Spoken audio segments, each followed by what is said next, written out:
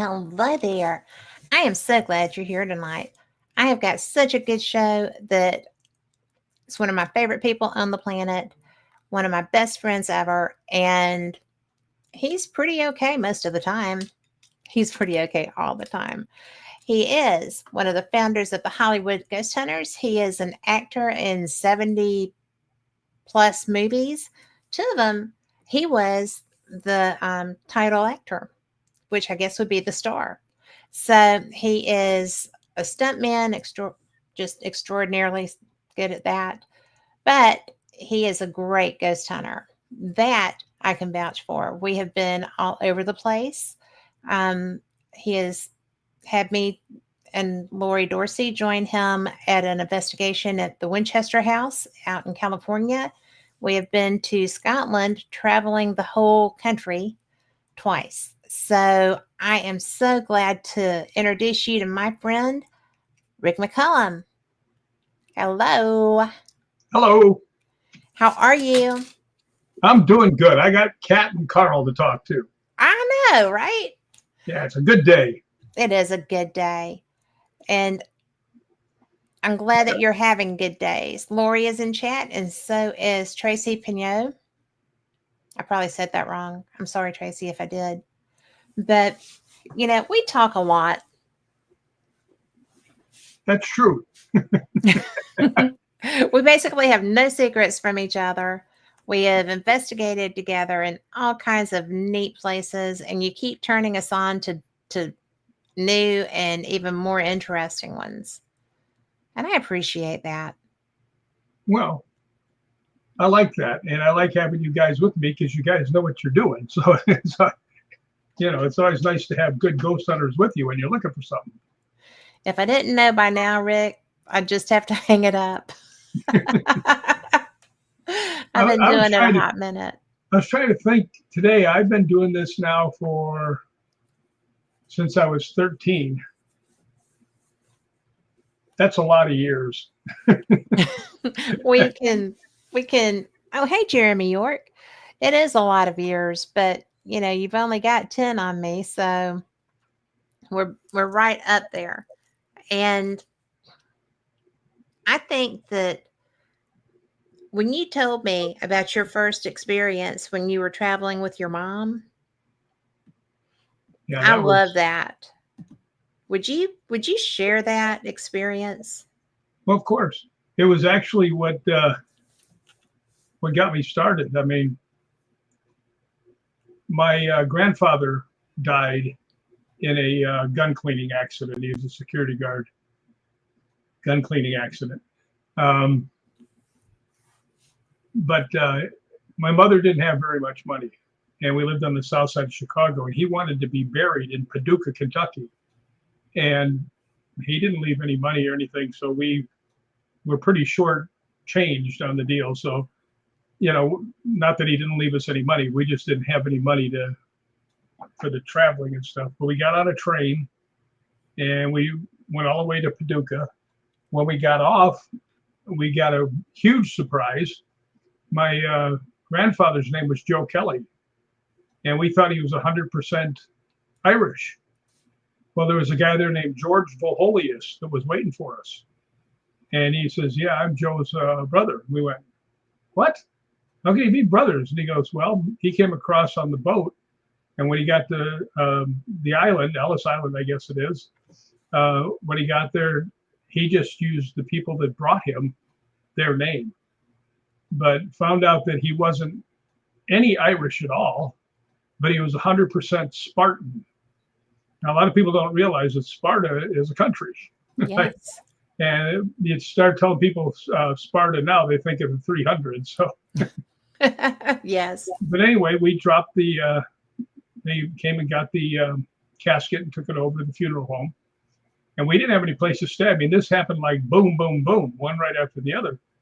So we get out, and it's, 10 o'clock at night and not the best neighborhood in the world.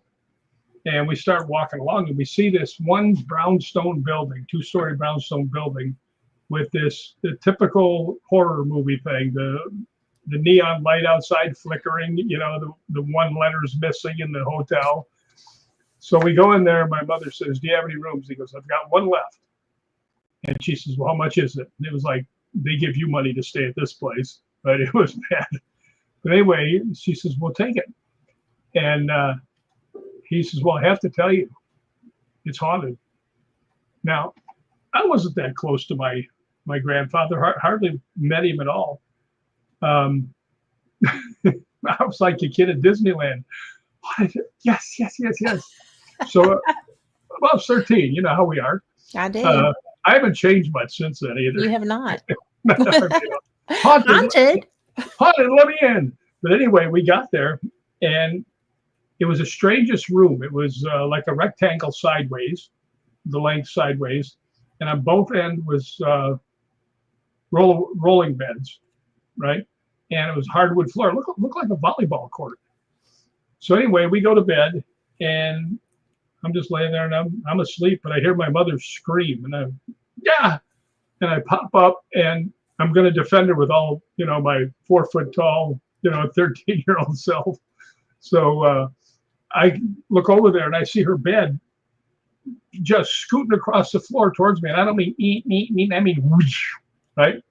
So I'm kind of, whoa, what's going on? And then I realized my bed is going towards her, and we slammed, boom, right in the middle of the room. We just sat there. I mean, we were doing this. I'm sure. Yeah. It's like, oh my gosh. But we're just looking at each other, and finally my mother goes, "Well, I guess the guy downstairs is right." So we tried ways of debunking it. Now, this is before anybody had even heard the word debunking. Yeah. Right. This is over 50 years ago. Actually, it's 56 years ago. And we took a glass, put it on its side, rolled it, and it didn't roll. So the floors weren't warped. I went behind my bed, pulled it back as far as I could, and then shoved it as hard as I could. Went about 4 feet. So we couldn't figure it out. But right after that, boy, I was hooked. I'll tell you, anything. They say something's haunted, I'm on my way. Your little kitty self. Yeah. You're still kind of a kitty self, just a big kitty self. Well, not kitty. I got it. Kid. But that would be me, cat, right? But when you told me that story for the first time, or that experience for the first time, I was blown away. I thought that was the coolest thing. And hello, Tom McNicholas. I hope you're doing great. He had surgery. So it's a couple of weeks out now, but it takes a while to heal. But I've been praying for you. But, it's, to me, I just had experiences. I didn't, nobody ever said that's haunted or, anything like that. So, but you started out gangbusters, as it were. I mean, that's huge. That's a huge experience. People who do this know how big of an experience that is, because you had off the chain stuff. Oh, you ain't heard nothing yet.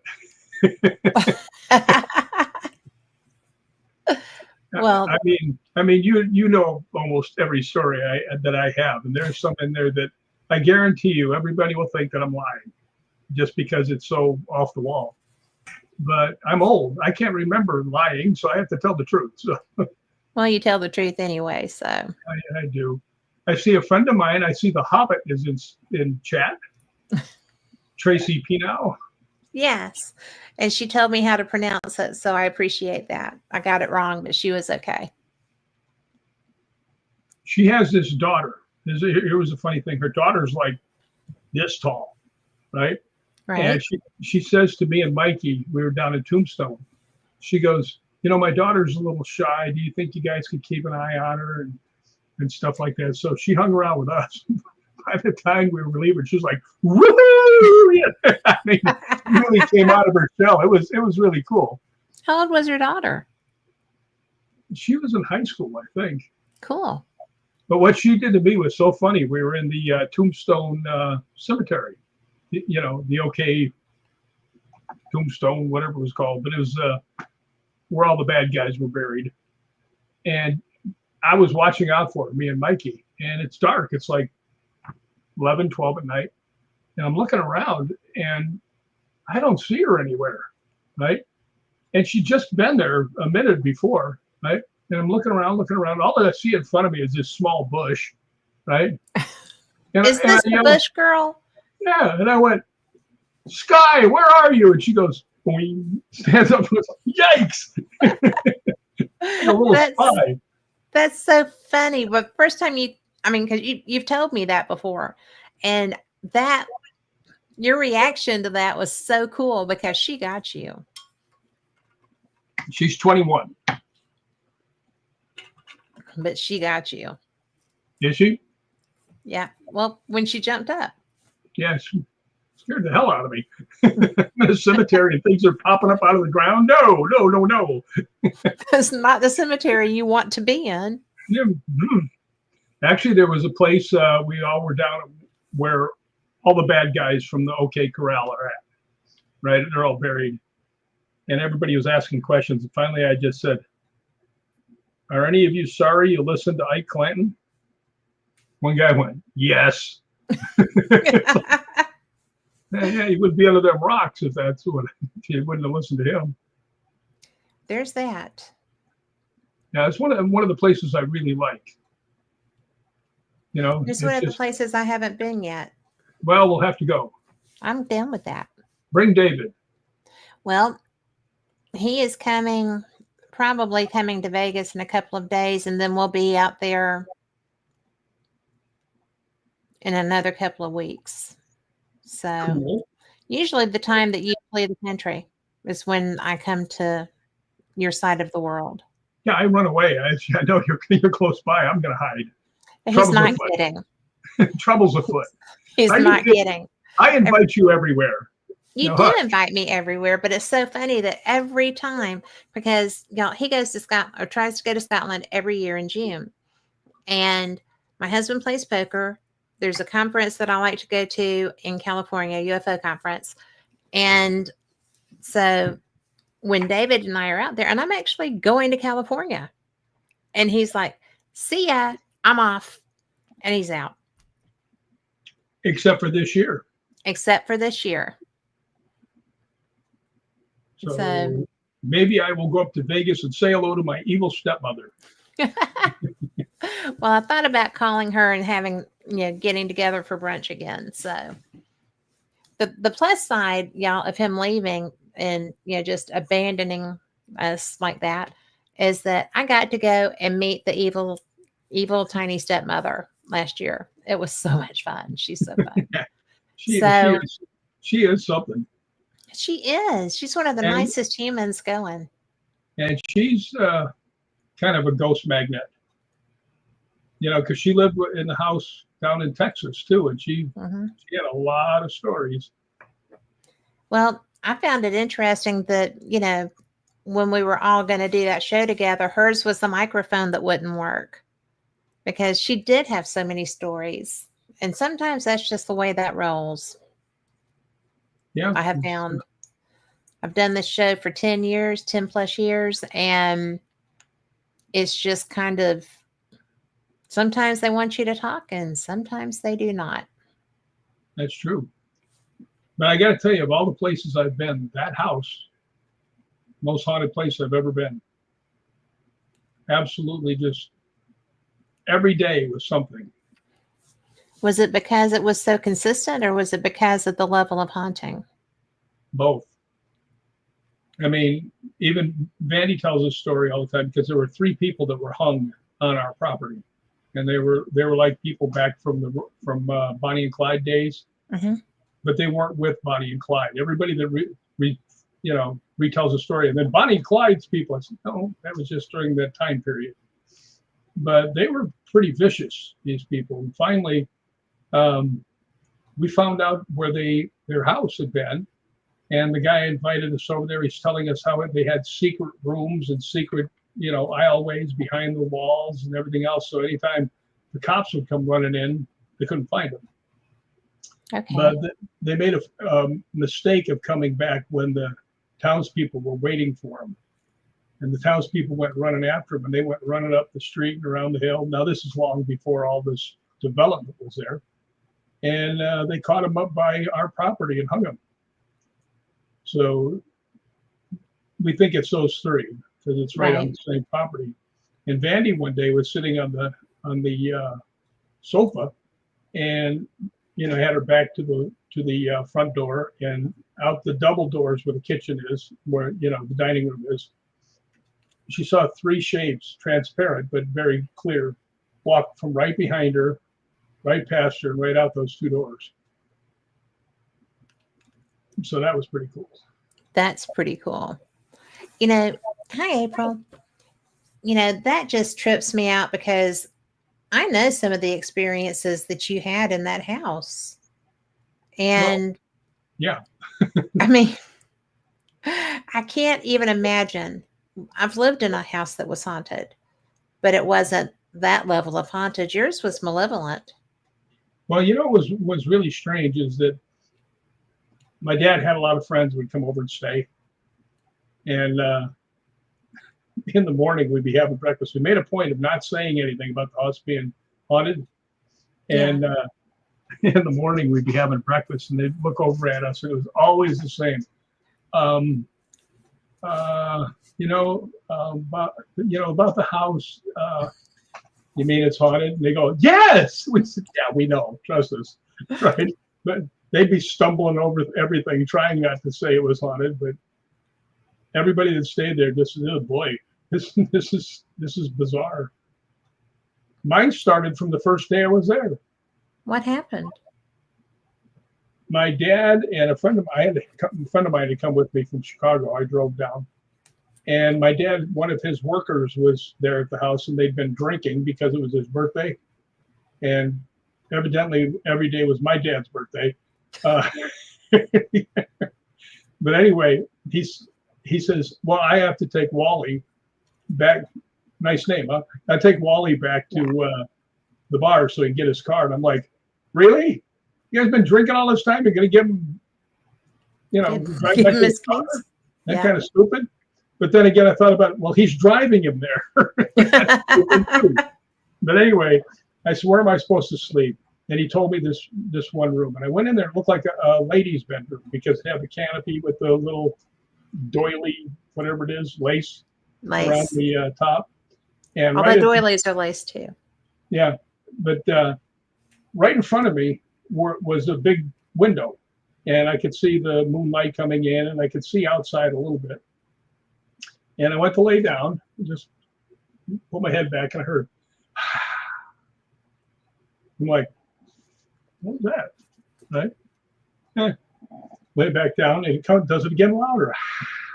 Like, does he have a dog? Because I thought maybe the dog was under the bed. And so I get up and I look, and I open up the closet, which is right here. Nothing. Lay back down. I'm like, all right, now I'm getting a little nervous, right? And I look up, and right up there was the air conditioning duct. And I thought, oh, it's just shutting off. And I went, they don't shut off 3 times, right? They shut off, and that's that. But I'm sitting up, and I'm looking out the window to see if there's anybody walking around outside. And right here, you can't explain it unless you have somebody do it to you. Right here behind my ear and on my neck, this hot breath went, and just, I was like, gotta go, see you, bye. No doubt. Thank you, Melody. So anyway, I jumped out of bed, and I was trying to get the door open. I forgot he had a little slider lock on the top. And I just went snap, and the door frame busted out. And I went outside. I'm standing on the front lawn. And my dad lived in a cul-de-sac. And they came driving back in about 5 minutes. And my dad gets out, and he's going, this is what? He goes, gotcha, didn't he? I said, what do you mean? He goes, ah. And I said, you know about that? And he goes, he does it to everybody. So could have told me that before I went in there. He wanted the glory and the fun. But I will tell you the one thing that was fantastic. I had a dog there who was about 180-pound Great Dane. And that dog loved me because I saved him from, the firing squad. And I was sitting there watching TV. Everybody else was gone. I was sitting cross-legged on the floor. I'm watching TV, and Tubby's in front of me. He's not Tubby at all. He looks like the Cal-Can dog, gorgeous dog, right? And he's laying on the floor, totally asleep. And then all of a sudden, he jerks up and he looks right at me, right? And then he goes, that real deep growl, and his ears went down, and his eyes got slanted. He's showing me his teeth, and I'm like, oh boy, I'm gonna have to punch it out with this thing, right? It's gonna eat me, right? And I'm going, Tubby, it's me, Tubby, right? And he's going, he's glaring, looking at me, and I'm like, Tubby, right? And I just looked at him enough to see that he wasn't looking at me, he was looking over my shoulder. And I figured there's a burglar in the house. And I went, get him, Tubby. And he went, I mean, he was gone, right? And I jumped up because I figured he saw something. And I was going to go help him. And I jumped up, and I swear to God, this is what I saw. He's probably 10 feet past me, starting to go in the hallway. And he's jumping on his back foot, his feet. And his hands were up front. And he was throwing his, like, fists. He was clawing away at the air. And he was biting. Right? He's I mean, he was going crazy. And then he came down, he landed on all fours, and he was facing away from me. And then he turned around, he just looked at me like, we're good. I'm like, come here. And he's like, but he saw something. No doubt. Well, he battled something. Oh, he was after it. Holy crap. Well, I'm glad it wasn't you, because that would have been a fight. Well, I had one with the Doberman that was about 130 pounds one time. Had to knock his lights out because he was biting the shit out of me. That would do it. Yeah. You know how much I like dogs. I do. But when they're trying to eat you, you have to defend yourself. You have to take things into your own hands, as it were. But yeah, I actually told Mikey Thompson.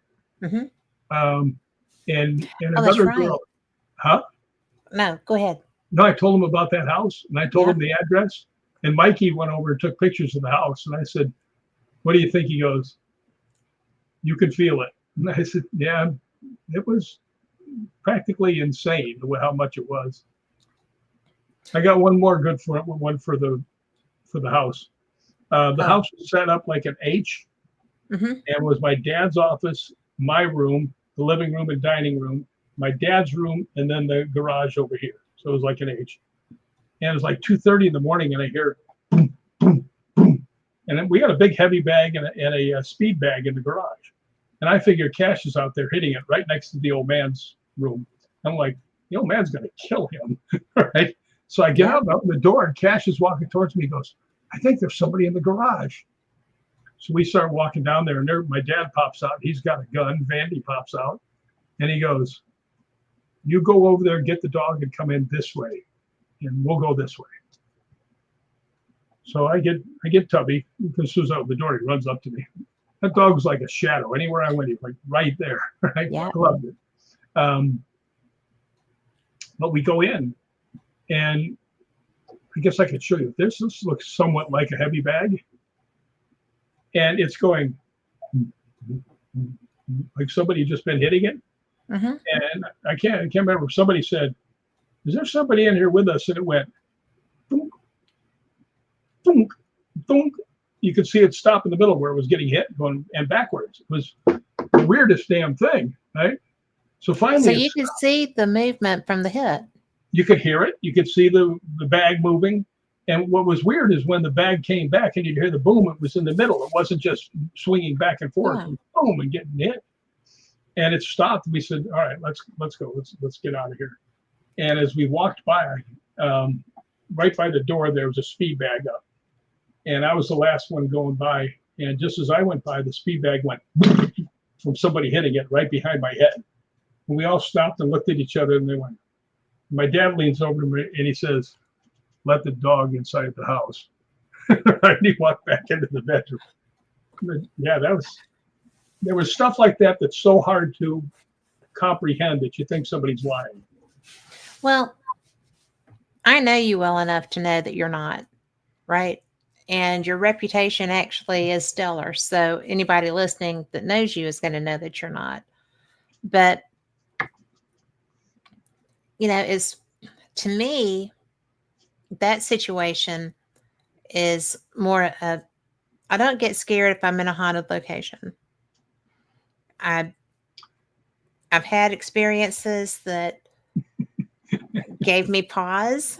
I personally have been with you when you got conked on the head and shot in the stomach. So That's yeah. The shot in the stomach, the clunk on the head. I would go back to the Writers Museum because I don't think that was an intentional damaging me thing. I think it was because I had walked out of the room where this person's information was, and he wanted to let me know that this was a thing. Because when should I tell people what we're talking about? Or, but why not? um, well, the conch on the head was the most strange thing because it was so unexpected. We were in a beautiful, beautiful museum. It's the Writers Museum, and it was 3 stories with a basement. It was historic, just absolutely breathtaking. And to be able to go in and investigate was so cool. And I really appreciate that happening.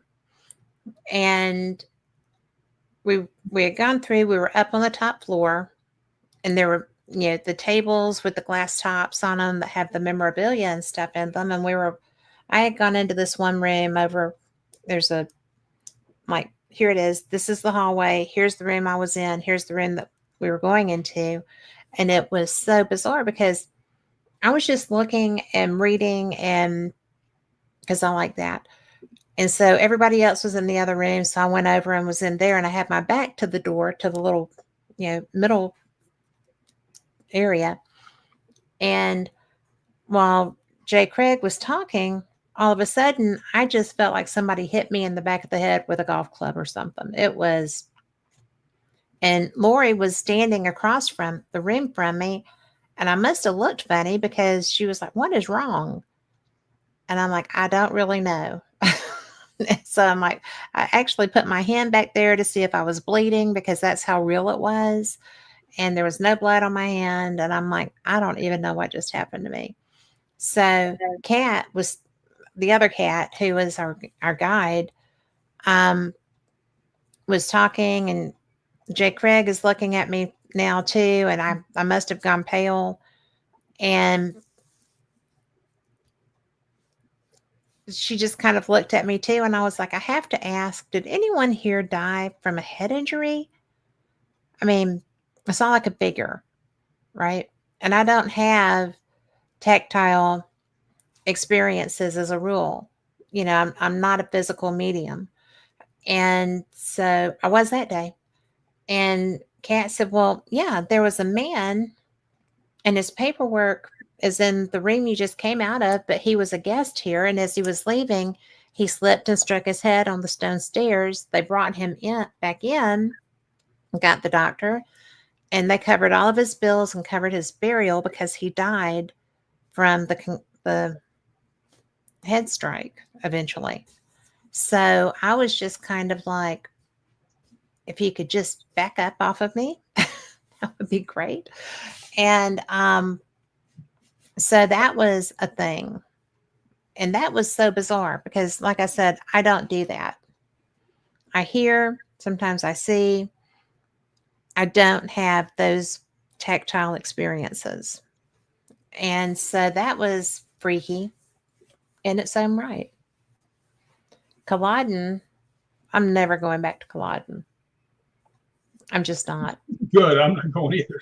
But I actually saw a picture of the area where this happened. It was on Facebook somewhere, and the stone, if I'm the stones had yellow paint on them, and I think it said Clam Fraser. And so it was in roughly that area. Hey, Raymond, of Culloden, and you and I were walking, and it was just like, fine, fine, fine, fine, fine, fine. And I felt like it was right in the center of my abdomen. And I'm trying to figure out what happened because it's not where an appendix would be or in, and I looked at you and I was like, I think I just got shot. And you were like, what? And I can't take you anywhere. can't take me anywhere. Not that trip, but it was the strangest thing. And I mean, I had to walk away from the battlefield. And fortunately, we could do that. And That was just so weird. it still hurts sometimes. It's almost like a thing.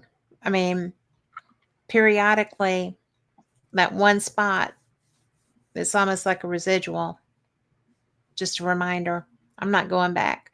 But the plus side is that, the English were the ones who had the guns. So if I got hot, I was probably Jacobian. So I don't know. I didn't like Culloden because I was just so mad about when they're saying what actually happened. yeah, I know, right? Yeah, like who runs across boggy fields towards people that have rifles already trained on them? And it's like 700 yards they have to cover. Yeah. And they didn't make it. It Well, was 1,453 Scots who died and 450 English. A little disproportionate, they probably got shot by the guys behind them, probably. the English. But yeah, that was But that was the strangest thing. Those were the two strangest things that have ever happened to me in a paranormal fashion. I mean, there's always experiences. I had a weird thing at the old potting jail, but it wasn't damaging me. It was just around me, right? And that was, I pissed off the spirits and didn't really mean to piss them off or irritate them. And now I have a great response, a great relationship with the spirits in that jail. It's a wonderful place to go. I would go any day. I spend the night there when I can. It's been way too long since I've been there. And Shelley Robertson, I love you. But it's just, but they like me. They don't want to shoot me or hit me and stuff. well, I have to tell them the story about what happened to all three of us when you weren't there. Oh, I know. I couldn't believe And I old wasn't Paul there. Jelly. Old Paul in Jelly? jail. I'm hungry. Well, you got a while to wait, dude. I know. But that whole thing, I mean, Lori was telling me about how connected Kat was. And I said, well, let's call her on the phone, see if she can chat to the ghosts. And dangest thing I ever saw, they would answer because I had the K2 in my hand, and she would, she would say a question to them, and then go, blah, blah, blah, blah, blah. I'm like, Cat can hunt ghosts by phone. What's going on here? I've never seen anything like that. Well, in all fairness, it was a phone and a K2 meter, but the fact that they do it in response was what got me, because y'all have to understand, when I got them mad, it took a hot minute because I got mad too.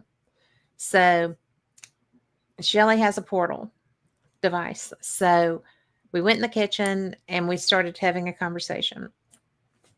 And it was a good conversation with the spirits because they were coming through. They were coming through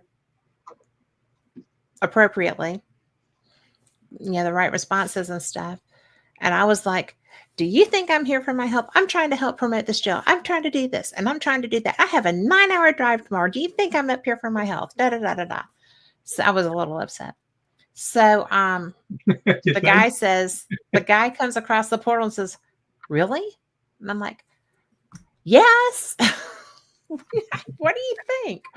So they were so funny because the next morning, and I had to take a shower there and everything. I mean, I was sleeping there that night. I did not want to have bad blood between us, as it were. So, and I've told people this before, so if you've heard it, I'm sorry. But when I was leaving the next morning, Shelly had to get up and let me out, and it was like way early for her. But I was in the car, and I have Sirius, and I like, No Shoes Radio. So the song Ghost in This House bumped the song I was listening to. I was listening to a Kenny Chesney song. And Ghost in This House started playing. Have I ever told you that? No. Yeah. You've been holding out on me. Well, but it was so funny because I was like, really, guys? Really? I'm going to miss you too. I'll see you when I come back. And so, because we went through, and I mean, they put forth effort to resolve that situation, I felt like too. So none of us were mad anymore, right? And so I did, however, hang my crucifix on the door, the bathroom, when I was taking my shower, because I'm like, no peep shows. But it was really interesting because Sirius doesn't skip. That doesn't happen. I have had Sirius for ever and ever and ever and ever, and that does not happen. So I've always felt very welcome there. I still, when I possibly can, spend the night there. And that's why, and where y'all were in that first floor cell block, that is where, when I walk in the door of that jail, I go straight there and I say, hey guys, it's Kat. I'm back. I hope I get to, talk with y'all tonight, but I just wanted to let you know I'm here. And when you put me on the phone, that's what I said. Hey guys, it's Kat. I'm sorry I can't be there, but these are friends of mine. So, be nice to them or whatever. And that's when everything started going off. Well, what was interesting is when you said, these are my friend and they're ghost hunters, and it went dead silent. And you went, no, I'll stick up for them. They're really nice. So and then it went again. Yeah. They're my friends. They're nice. Yeah, you're the only person I've ever seen that can ghost hunt by phone. Well, communication is communication.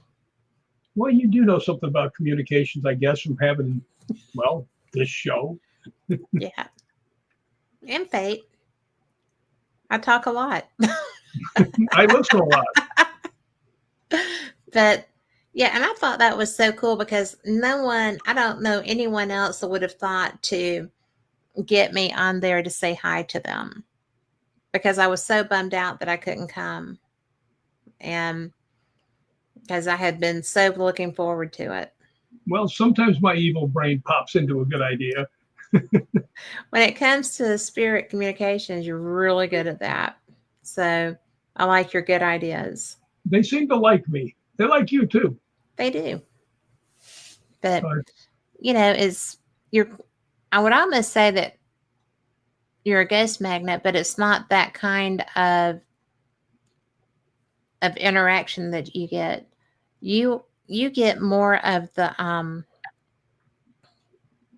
they recognize your energy. They recognize your spirit, especially when we're in Scotland, because battle is your go-to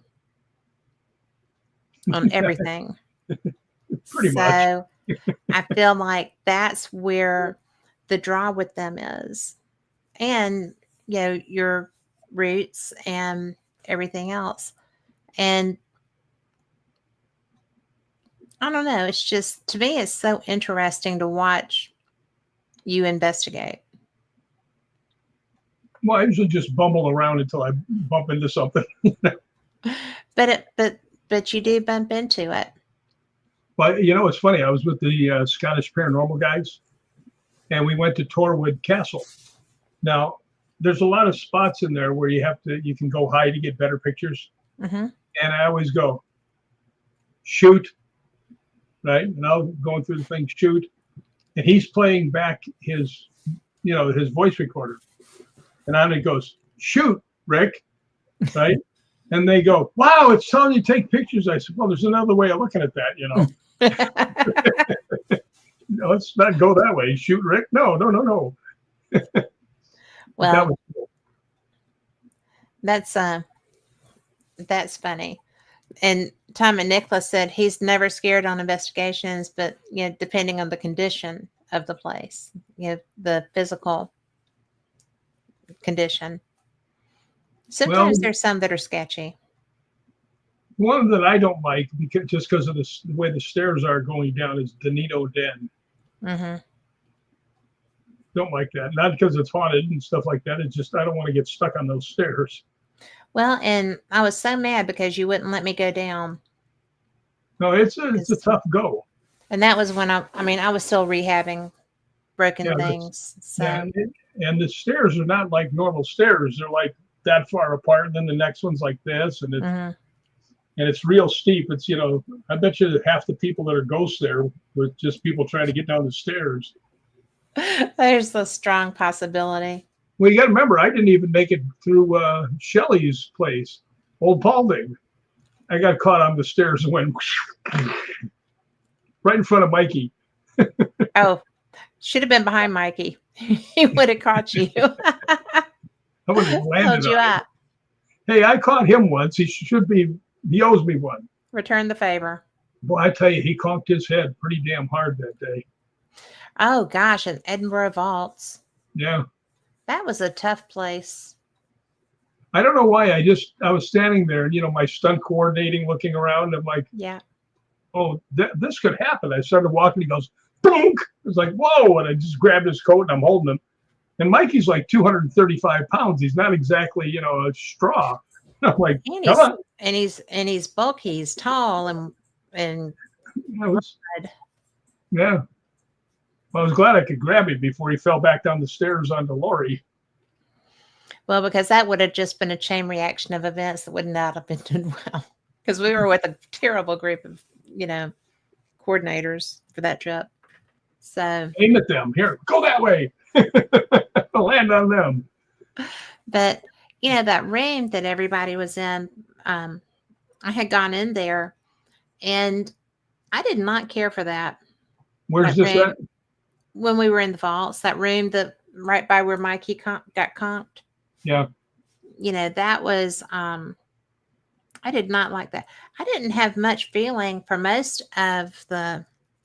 I didn't have much feeling for most of that area. I didn't get a lot of creepiness, not a lot of the sensation, but I just didn't like that. I felt very uncomfortable in that room. There's some places like that. Oh, sure there are, but that was the only place in Scotland I really had that problem. Well, I got to tell you, the one thing that's happened to me in Scotland that still I can't quite get past is the scream from next door. Yeah, yes. I was staying in the University of oh yes, St. Andrews in the dorm because in the summer they rent them out as hotel rooms. And on my floor there was one guy and he was probably 40 yards away. I mean the really long hallways. So I was down there by myself and I just started to lay down and I heard a girl scream right next to me or in the next room, but I mean it was really loud and you could tell she was being killed just by this scream of pain in there. And I went running out in the hallway and I'm listening to each door and there's nobody there. So I actually asked the people downstairs, the receptionist, I said, has anybody heard a woman scream? And they said, no, never have. But we do know this one really, really good medium, Heather. Yeah. Heather Besser. She's amazing. She is astounding. I'm so glad you connected me with her. Yeah. And I just asked her, I said, I heard this horrible, horrible scream. She says, how close were you to the stairs? I said, about two doors over. She goes, that's where they murdered her. I mean, I didn't even have to tell her what happened. I said, I heard this scream. Yeah. So that's bizarre when people can just tell you what you want to know before you even ask them. Well, and she was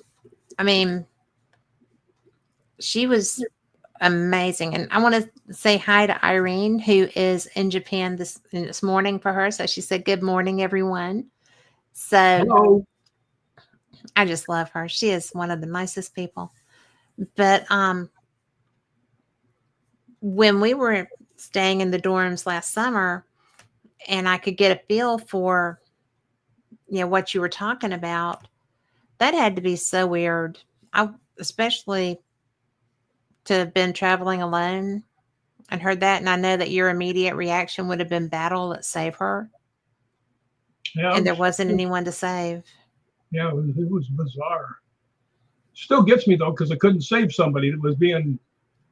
I But then know. again, I realized that it had happened quite a long time ago. Yeah. But But man, no, that one shook me. I got to tell you. you don't get shook much either. No, but this one did because it was, in your mind's eye what is going on. Yeah. So, but I still go there. Well, we stayed on the same floor. Yeah. Well, that's the best floor to stay on because I It make sure was the you guys best look floor. out and see the golf course and the beach and everything else from up there. The beach where they filmed Chariots of Fire That's right. They that filmed we some other ran stuff. on. Well, they filmed some other stuff there too. I Well, know none of that matters. I'm just that don't count kidding. except for chariots of fire. But you got to put your feet in the water there. I did. And y'all, he thinks I'm crazy because when I get to water I haven't been in, I take my shoes off and I put my feet in. And so he was like, "Does David know you're doing this?" Because he and my husband are friends, and David trusts Rick to make sure that I don't like do something boneheaded. So Full-time but job. it is a full-time job. Now you see why David lets me go places with you so he can rest, right? But I'm just kidding. I love my husband to death. He loves me, and I'm so fortunate and so glad. But it is funny because then we got to Loch Ness, and that water was so flippin' cold, and I did it anyway because Loch Ness. Yeah. When I was there before with Liam Shan from Yeah. Taps, we were standing there and I looked out and I saw these three black bumps moving. Hmm. And I said, "Do you see that?" He goes, "Yeah." He says, "Out here it's probably otters, which they have in the water."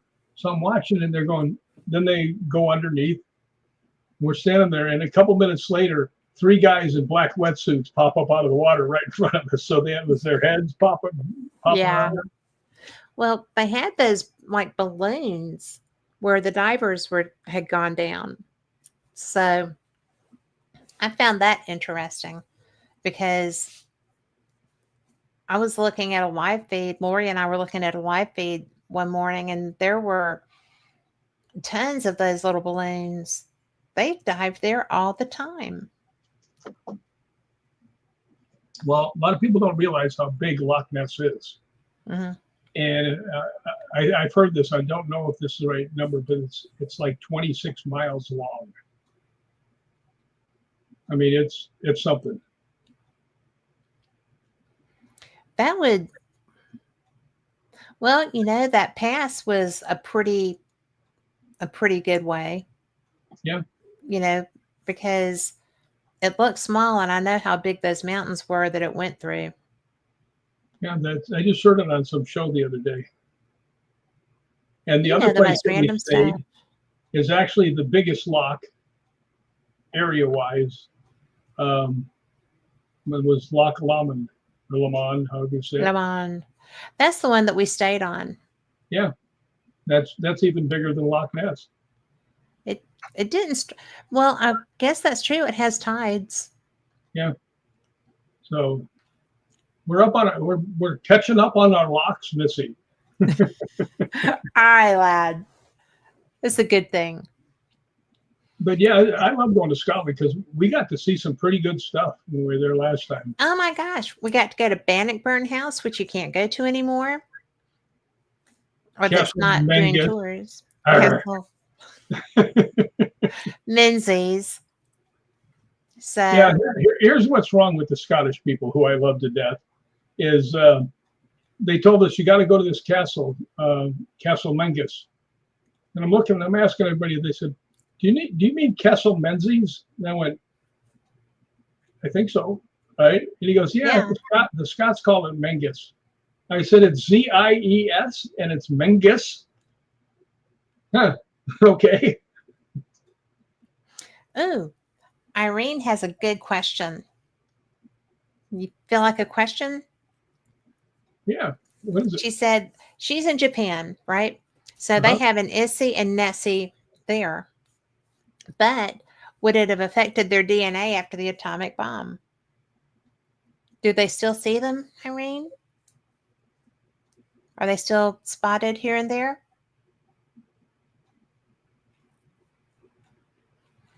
But I don't know about a change in the DNA. DNA is something that's pretty stuck where it is. But could it have influenced anything else that was going to come after that? I would say well, I yes. think it would have if they bred, then I think that would have affected anything. Yeah, Yes. but see now, Irene's showing off. She's got two water monsters. I Scotland's only know. got one. Well, they did have Godzilla. Oh, that's true. So a monster that you haven't played. No, I didn't play Godzilla, but I played enough of them. I had a girl at the gym tell me one time. They said, you're kind of a handsome guy, and I said, really? She goes, yeah. And I said, then why is it every time I go to a movie set they cover my face in foam? That's the attitude. Call it like I see it. Just picking on you. Irene's got a big foot too. I had wondered about that because they didn't really talk about Bigfoot when we were in Scotland. I didn't ask. But I had wondered if that was just a North American phenomenon. No, they're pretty much everywhere. I Well, I mean, know like Yetis. Yetis are Russian or those mountains. they're So, up in the Tibetan hills, the Tibetan mountains, well, yeah. and then the Russians have them. I mean, a lot of them up in Alaska. Canada has them, so they get around. Well, Canada would qualify under the North American. Well, no, because I know there's such a huge Bigfoot project, the Olympic project out in Washington State that goes up into um, the Canadian, I guess the Canadian Rockies. So, oh, she said Godzilla probably did exist in the mountains of the volcano. Would have been a big dinosaur. Well, they're still finding dinosaurs they haven't even known about. Isn't that fun? Not if you bumped into them. Well, but I mean, if they're extinct, it would be okay because then you're just finding them. The funny thing is that people, if you ask people, how many people do you think dinosaurs ate? All of them, except for a few. Well, but No. they were not carnivores though, Yeah, but as a rule. they also died out 65 million years before humans came in. Oh, you've got me with that before. I fell for that. I walked right into that. They weren't around 65 million years before we showed up. Thank goodness. Can you imagine going out to get a loaf of bread and Godzilla starts chasing you around? Well, no, Feet, don't fail me fail now. me now. And both of us would be in trouble. We just But push Lori back to him and then start running. Lori would have left us in the dust long before then. Yeah, we shouldn't have got her all psyched up about getting her legs Yeah, and everything better after her operations. And now all of a sudden she's going for the Olympics or something. I know. Now I'm going to have to put my specs on to read this. A hibagon. Bigfoot is called a hibagon here and lives in the forest of Hiroshima. Oh, which was also hip. Was it not, Irene? Here's my question. does Japan have a lot of people that have had, things go on with them because of the atomic bomb? I know that after the tsunami, um, there were a lot of reports of people getting into cabs to get away from the area and disappearing. So Irene said yes, that Hiroshima was affected, was struck, because Hiroshima was a drop site. So Yeah, I'm just wondering if the human beings changed any DNA wise. they would just about have had to. Doesn't show. Well, it doesn't show on the exterior, but radiation at those levels stays in the land. I mean, that's why so many places outside of Vegas probably shouldn't be lived on. That's true. There's Most one of them movie. actually died from the radiation poisoning, Well, but there's it's one still in the movie. environment. There's one movie they shot. Oh, Irene, I'm so sorry. She said including her mom, Rick. What happened? Her mom died as a Died from result of the radiation poisoning. Oh, I'm sorry to hear that, Irene. Me too. Man's inhumanity to man always boggles my mind. I'm glad I don't understand it. Well, we're all going to go sooner or later. I do know. Hopefully we all go later. Later would be good. And, that's something that when we talk about, monsters and different variations of that, and you've played a lot of them, but a lot of people don't seem to give credence necessarily to the fact that there are so many mutations because of all of the stuff that humans have done. And, look at how irresponsible we are sometimes with our drilling and our just research stuff that we don't do appropriately to start with. And then I look at Scotland, who had, when we were there, they have 5 sources of energy there. They have nuclear, wind, gasoline, Solar. yeah, and I don't remember what the 5th one was. Solar. Well, yeah, solar, but wind, gas, solar, water, and nuclear. Yeah, I mean, they're never. Over there. They take care of themselves. Yeah. I'm just so impressed with that. And oh,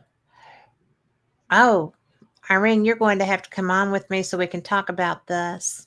Besides, I want to talk to you anyway. Irene says she went to do an investigation at Hiroshima, and it was hard but cool. Did you get the spirits come and attack you if they don't like you or if you are weak mentally? She had to stand her ground, but she was packing her stones and they didn't care. You know what's funny about this, and not funny, haha, but odd. You never hear anybody talking about Nagasaki. You don't much. Yeah, I mean, we all know Hiroshima, but I think half the people don't even know about Nagasaki.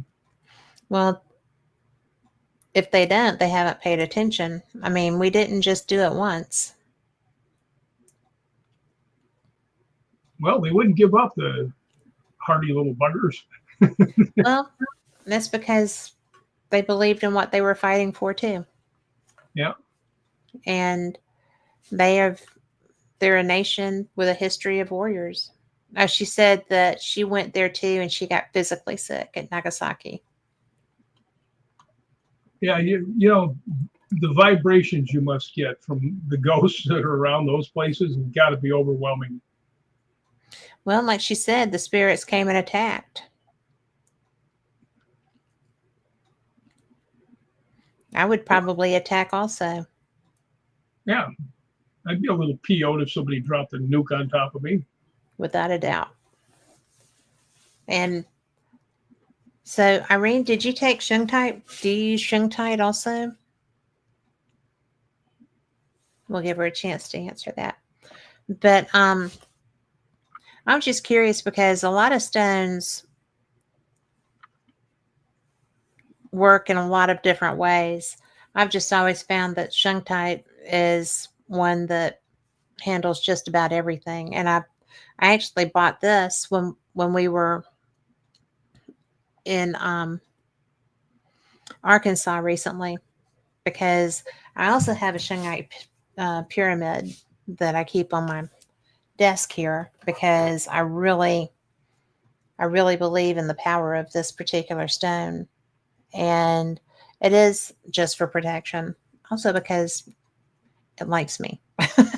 So I have had stones that burned my hand. Red jasper is not for me, but you know, I still have a scar on my finger from being burned by a freaking stone. So things happen. But that's one of the things that I was so, because Scotland has been invaded, fought off, invaded, fought off, fought with the English, fought with the English, fought with the English, and And the Vikings.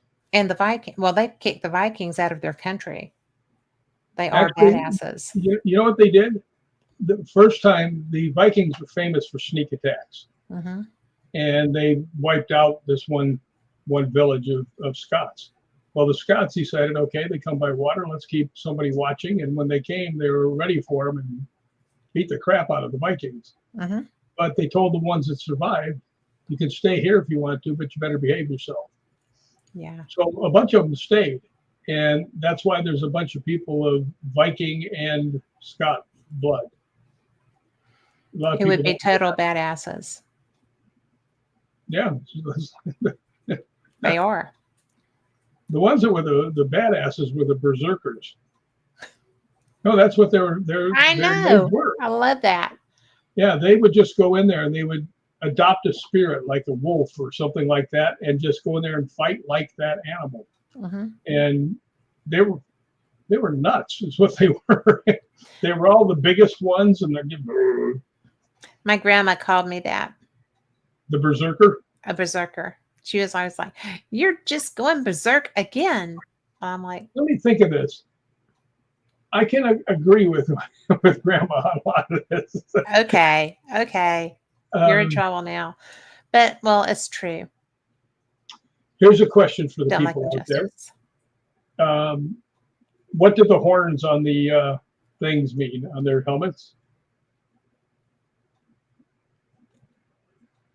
Does anybody know the horns on the Vikings helmets? I know That's they never cheating. had horns on their helmets. Everybody thinks that because of the movies, and they all think that they were like huge, huge people. And the actual median size of the Vikings was 5'7". Well, nobody was great big then. No, 5'7" might have been a giant back then, you know. But yeah, you gotta get away from what the movie's telling you and what's really happened. Said the actor.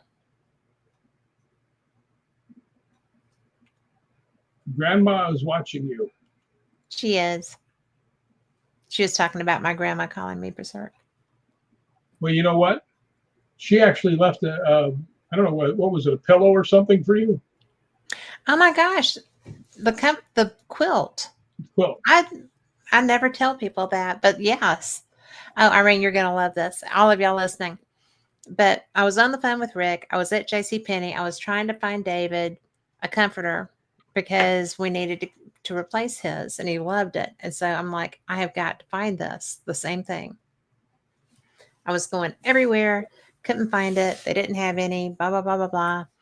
I walked around a corner. I was on the phone with you, and I was like, "Oh my gosh!" And so the exact one that I needed was there, and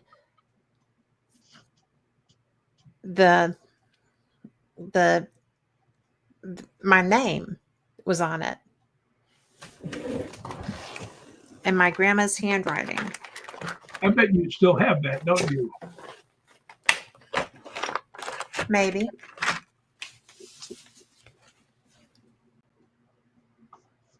Oh, there it goes. Can you see it? Yeah. Yeah. No. And so that's that. I was on the phone with him, and I'm like, "Oh my God, this has my name on it," because that's what she called me, was Kathy.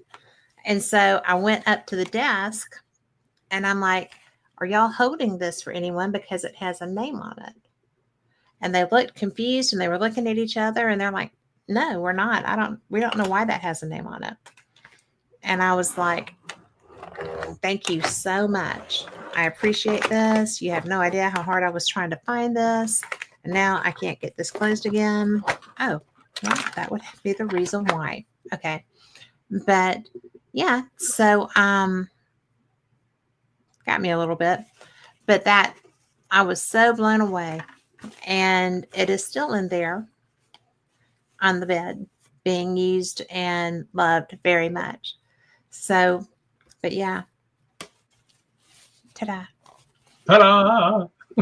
I'm glad you brought that up, because I never tell anybody about that, because Well, it was just I was on the phone. You were like, "Oh my God, that's my grandmother's handwriting. It is my name, what she used to call me, and it's in a quilt that I wanted."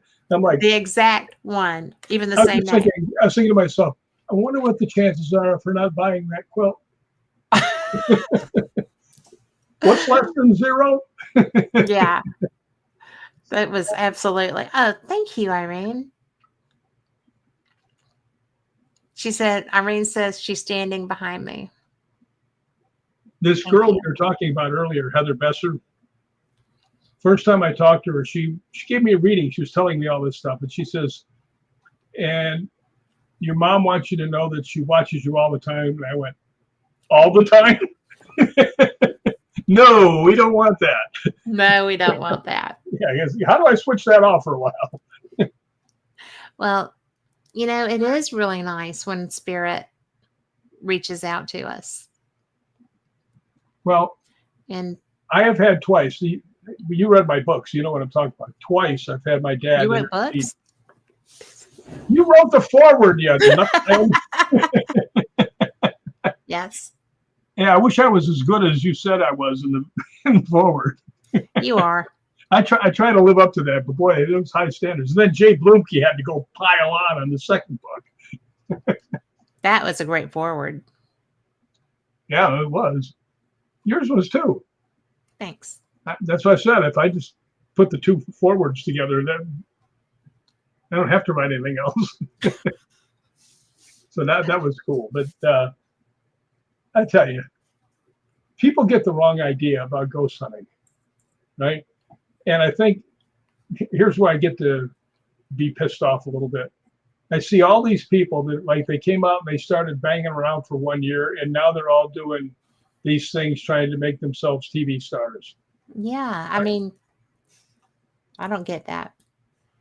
I think myself, you, Scottish Paranormal, although they are on TV now, but they didn't set out to do that. I do know they're not about ego. Yeah, but they're awfully good at what they do. They are awfully good at what they do. You know, I feel so fortunate to have.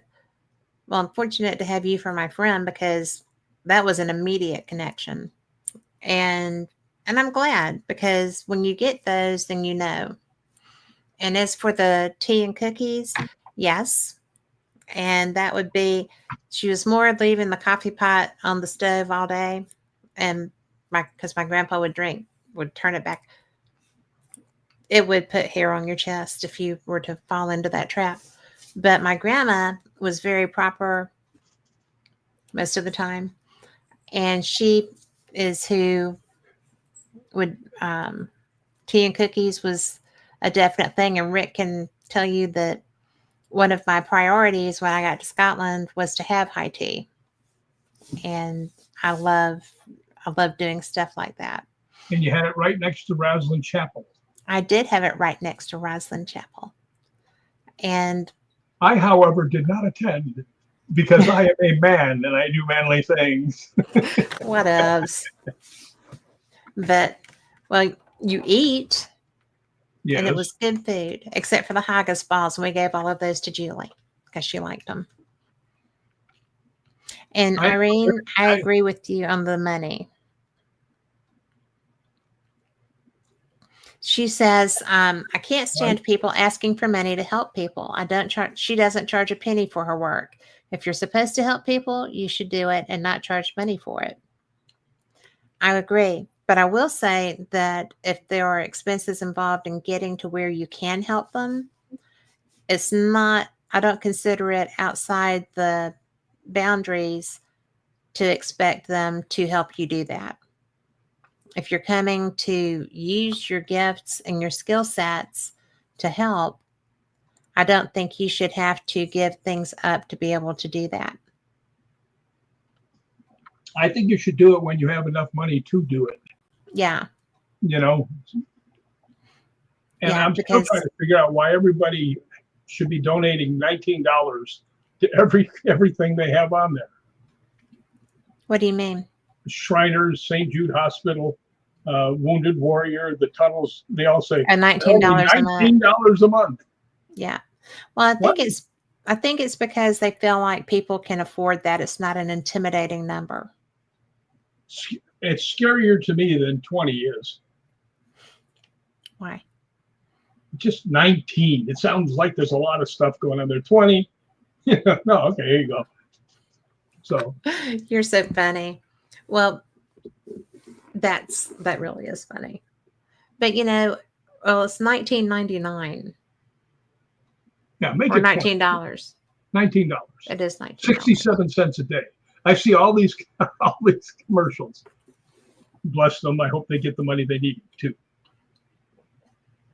I want people to start buying my books some more so I can give more money to St. Jude. That's true, because all of your profit goes to St. Jude. That's true. And donating is allowed, but not charging. Well, yeah. I mean, I wouldn't charge hundreds of dollars for anything anyway. But I don't charge anybody anything because I don't tell people I can do anything. I just do it. Yeah, I'm like, I don't know. Yeah. I got asked a question. I want to put this one out there. Somebody asked me, they said, you seem to get a lot of attention comes to you when you're ghost hunting. And I said, that's true, right? It is true. I said, but you know what? I look at it the same way as if you found a puppy in your backyard, right? How would you get him, to play with you or come to you or anything else? You wouldn't chase him. You'd run like hell, right? Yeah. But if you said nice, soft voice and started talking to him, got down to his level, he'd come to you. And I think it's the same with the spirits. If you go there, I'm convinced spirits can read energy. And if they look and see which color energy you're giving off, they go, oh, let's go there. So, although I did learn a lesson, do not sit on a gravestone. Well, it wasn't even a gravestone. It was the encasement thing. Yeah. Because you wouldn't have sat on the stone. No. It was more of a tomb.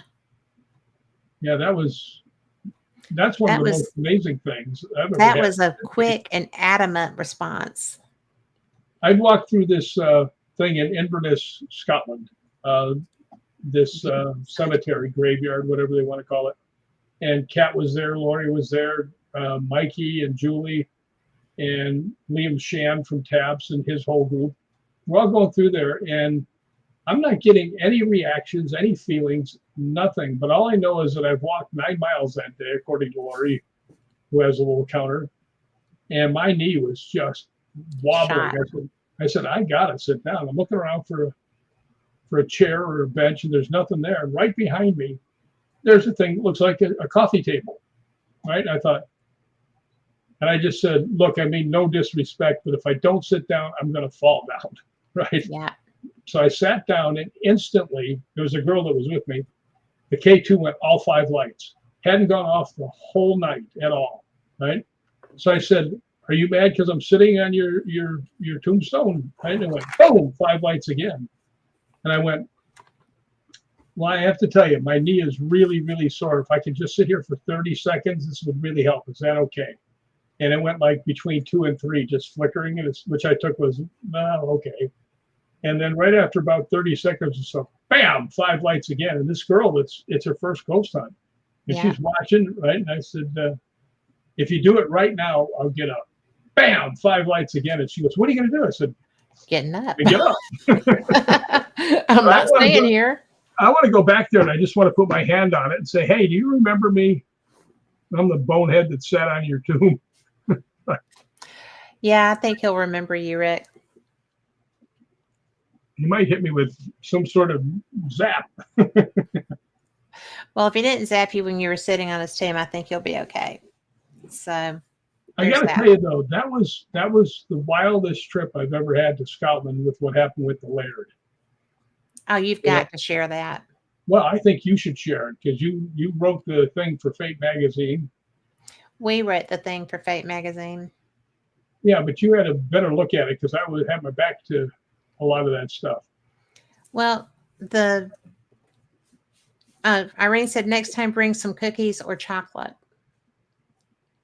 and leave them for him. Better yet, bring them and leave them for me. She meant the man. Oh, the man, okay. Like a peaceable thing. But so Rick, did you get your butt kicked? Talking about the man's. What? Oh, that. If he could have got out of there, I would have. He was not happy. He was really insulted. And I didn't mean it that way at all, because I said right off the bat, I said, I mean no disrespect, but I have to sit down. Yeah. So that was something. But this other story, I'll give the priest story, and Kat can tell you what she saw. First time I went to Balgony Castle, which is my favorite place in Scotland, there was a man there named Raymond, who was the laird of in other words, the landowner and the head of the house and everything else.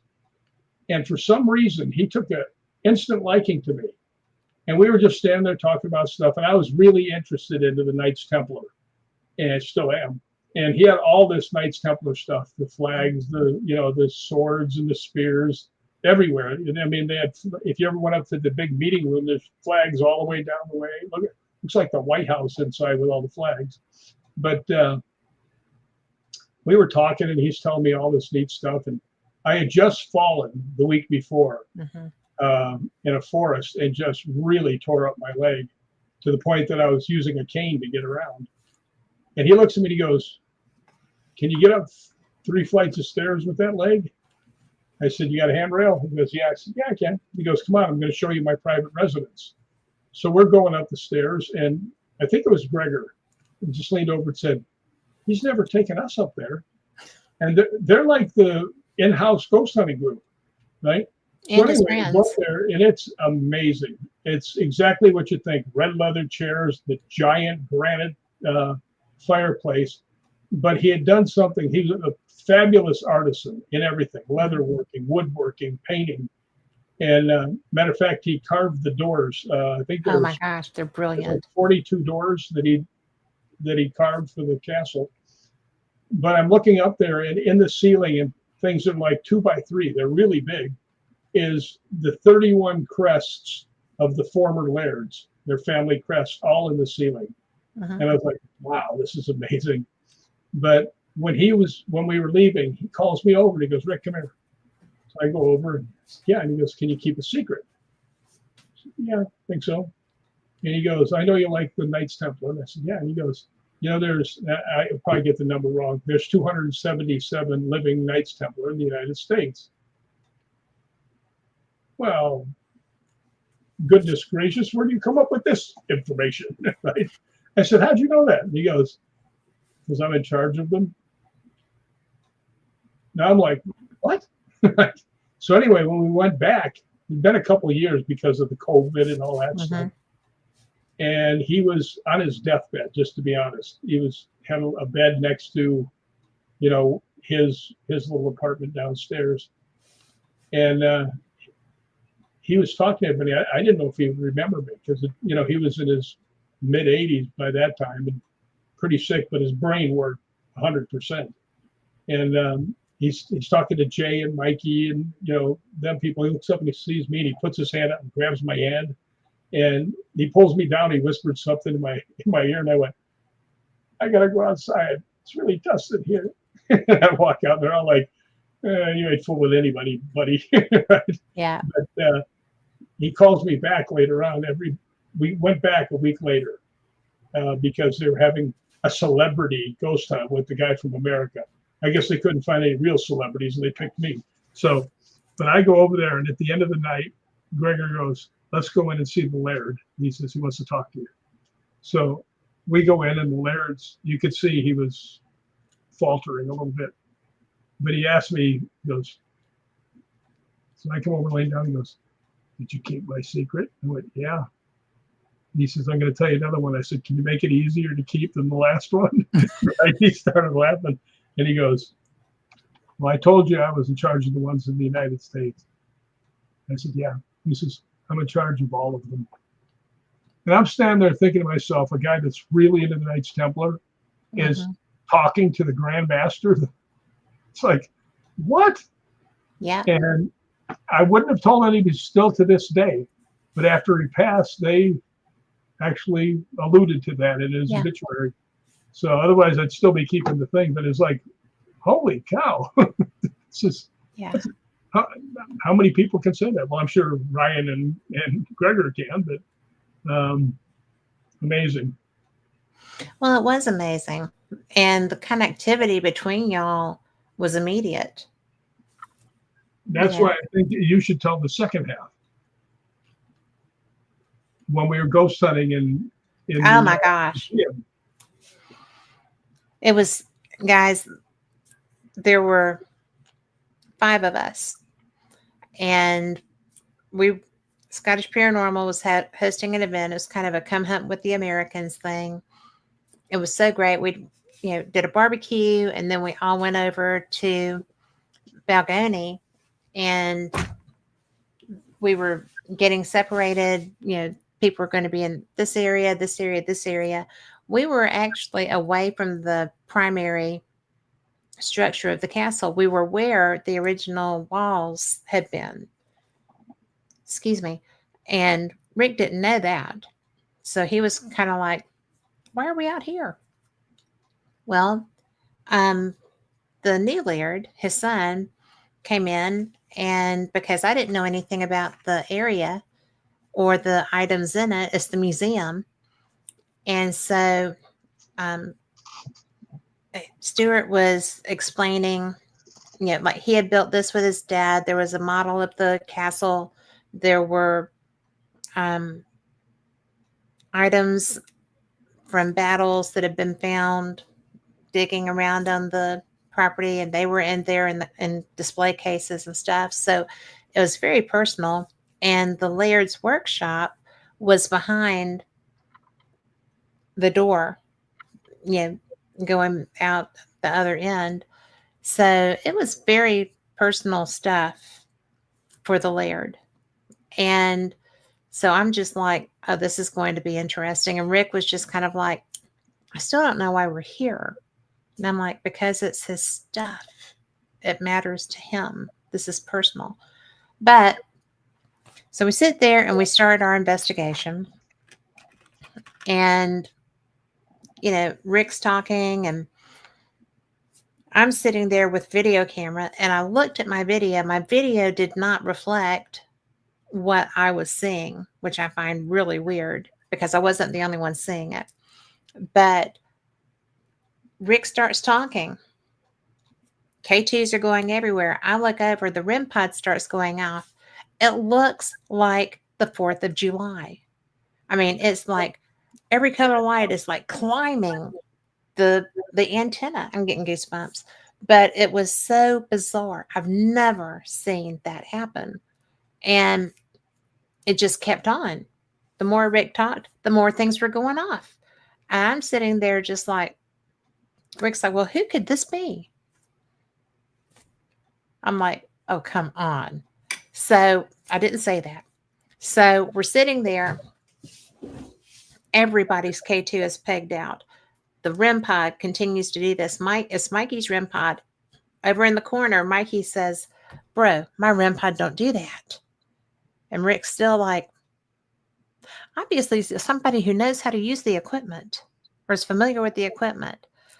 And the 5 or 6 women that had come in there to do the segment of their investigation first with us were all like, you know. And so Rick finally, I'm sitting there going, come on, you know who this is, acknowledge him. And about that time Rick goes, oh, it's the Laird. And I'm like, oh, yes, it is the Laird, because it was so much, it was almost impossible for it to have been one person, right? So Rick was confused for an obvious reason. This was off the chain activity. Yeah, everything in the room went off. Everything. And then my camera started turning off. And I'm like, don't do that. And I just kept turning it back on and kept going. And so I have a lot of little videos from that period. But it was the coolest thing because it only happened with that group. Yeah. It only happened the first group that came through. And it was such a spectacular display of enthusiasm and caring. And yes, I'm here. I want you to know that this is fantastic and I'm so glad you're here, kind of a thing. And it was amazing. It was amazing. I've never seen anything like that. Well, you know what else it did? And you mentioned it, but I don't know if people really know what we're talking about. And there's, the K2's got 5 lights, and each one is a little stronger. The power's a little stronger. Well, I had a K2. I think Mikey had one, and so did Lori. Yes. And we're all sitting there, and as soon as I asked that, they all went 5 lights and locked. They wouldn't. Yes. Boom! It just like so much energy hit us at one time. It was like, yes. I mean, it was such enthusiasm. And Denise Pridemore, we love you. I'm sorry you're stuck in traffic, but be safe. And, it's just absolutely, it was like, hello. I mean, it was like, that's my buddy. Yes, that's my friend. Hello, friend. I miss you. I'm sorry I'm not there, but hey, this is for you. And I just thought it was so precious and so cool that because you knew that he was going to show up for you. If there was any way possible, you knew he was going to show up for you. Boy, he did. And he showed up with bells on, as it were. Yeah, I mean, it was the coolest thing. Well, that happened on one night. The following night is this thing that happened in the graveyard. Yes. And when we were walking back to where we were staying, I was walking with the group, and I said to Kat, Kat, I'm thinking about quitting ghost hunting. You said, you'll never quit. And I said, yeah, but when am I ever going to find 2 things like just happened back to back? Yep. So And what did I say? Yeah, I don't remember. Oh, how could you not? When you said that you were going, and you kept on with, well, I'm going to quit because this is, and you're like, that'll never happen again. I was like, but now we know it does. Yeah, now we know what we can expect. Yeah, I've never had reactions like that. And You've never had a relationship like that with somebody that was that versed in communicating. Yeah, he was a good man. He was a great man. I mean, I just know how much you cared for him, and I know how particular you are. Yeah, I don't attach to too many people. I've got a lot of acquaintances, but not that many friends. Yeah. You know. So all you acquaintances, try harder. You are so bad. That's You why I don't have are. any friends. Well, I gotta have, yeah. I gotta have people made out of stern stuff to be my friends because they're able to put up with me. And they can be stern with you. That's right. Just give me a So nice bitch slap every once in a while. Put me back where I belong. I would never do that. I'm Southern. We don't do that. Lori would do it. Lori would jack you up. Yeah, I would run away, but my knee's too bad. Yeah. And she can catch you now. Yeah. I wonder how good she can climb a tree. She's in shape. She can. Denise said they're doing 3 whole miles per hour in Be Atlanta. careful. That's got to be terrifying going that fast. Yeah. I think that hello, Luciano. Oh, you are the second Luciano I know whose nickname is Lucky. I'm so glad to see you. Greetings to you too. And Lori says, shut your pie hole. So, Well, you knew that was with coming. pie, will you?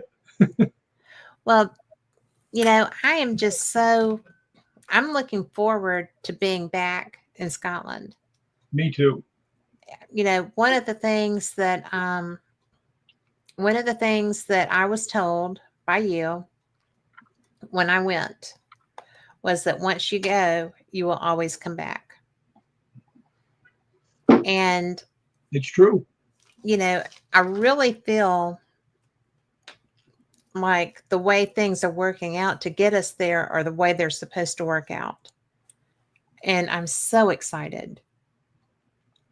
I am too. You know me, I think I've been there 13 times, Yeah. or this will be my 13th time.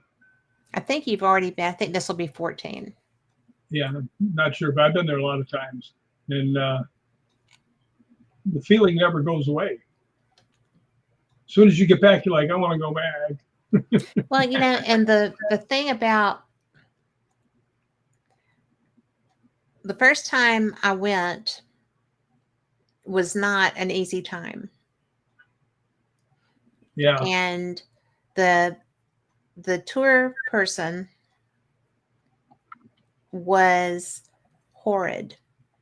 I was literally abandoned with Lori at a dive hotel, a roadside in Kirkcaldy.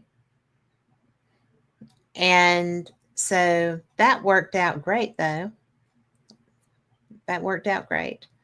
So, thanks to you. And we appreciate that.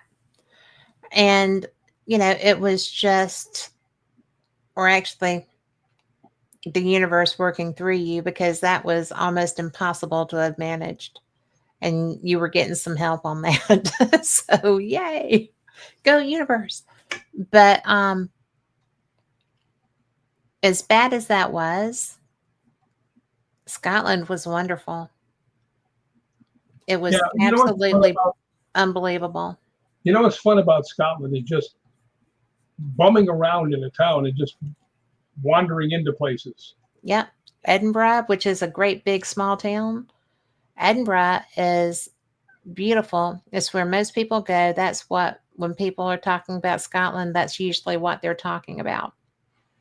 But when you get out of there, and thanks to you on our last trip, we did, and you know, Lynn and Gary and all the Scottish Paranormal, and the history and horror. Jay Craig. Jay Craig. Oh my gosh, he's why we were at the Writers Museum. I mean, there were so many people, and he came to our final dinner. I was so glad to see him. I just loved him. Yeah, Lynn Crawford Knight from The History and Horror. History and Horrors. Yeah. Yes, because I'm always confused if it's History and Hauntings or History and Horror, but it's History and Horror. But I mean, these people took us everywhere. We got to see so much, And it was the most brilliant group of people who helped us and carried us along everywhere and were just the most wonderful humans to us. And I think that being able to see the small towns, being able to experience the when we got to Castle Menzies, when we got there, Mikey stepped out of the car because I've been looking the whole time. Everybody else was talking, and I'm just looking around because we're going through this like primeval forest to get there, and the pine needles are like this long. I mean, on these monster trees, and we come out of the forest and we're in a field, and it's yellow and greens and the castle and then the farmhouses over on the other side. Mikey got out of the car. The first words out of his mouth was, "My God, I've walked into a painting."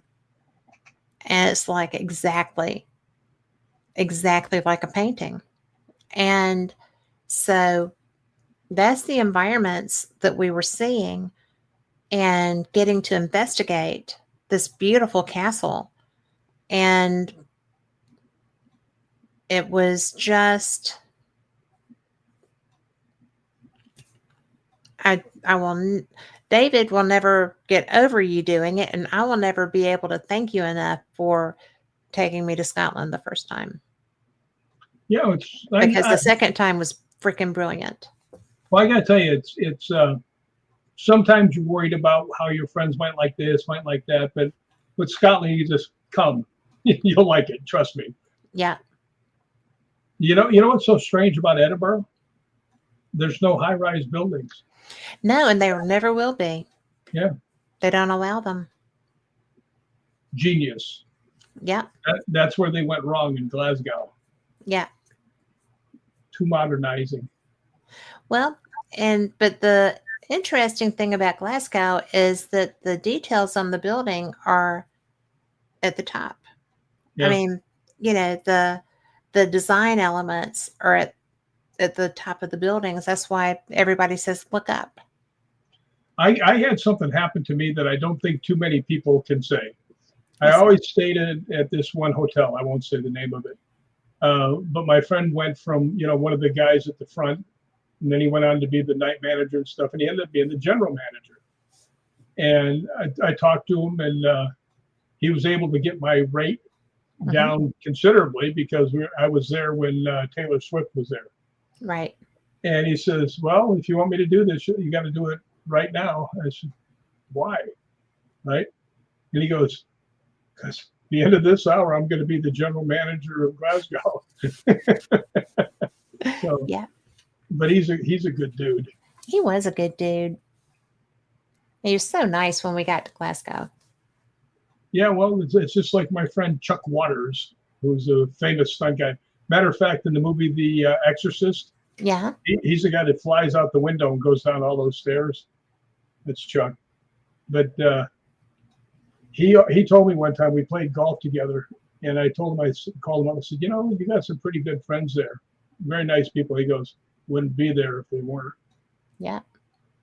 So I don't know how I snuck in, but they must have thought I was there to carry the clubs or something. There you go. But yeah, that's I love Scotland. If I had enough money, I would move there. I am thinking about having a little tour company myself over there. I don't see why you wouldn't. And doing it completely different than everybody else does. Everything you do is completely different from anybody else. Well, I wouldn't want to have 25 people at a time. I like that, like 12. And have one day, like when say we go to Edinburgh, one day you don't do anything with the tour. You just go explore the whole place by yourself. Yeah. And it's safe enough that you can do that. I mean, it's brilliant. Should I tell them about my mystical moment in Scotland? Yes. Lori and Ken and I were walking along, and there's these outdoor restaurants right there, and there's the road right behind us. And I'm looking up at the castle was right near there, and I'm looking up at the castle, and they had these cylinder things made out of Pylons. pylons out of concrete.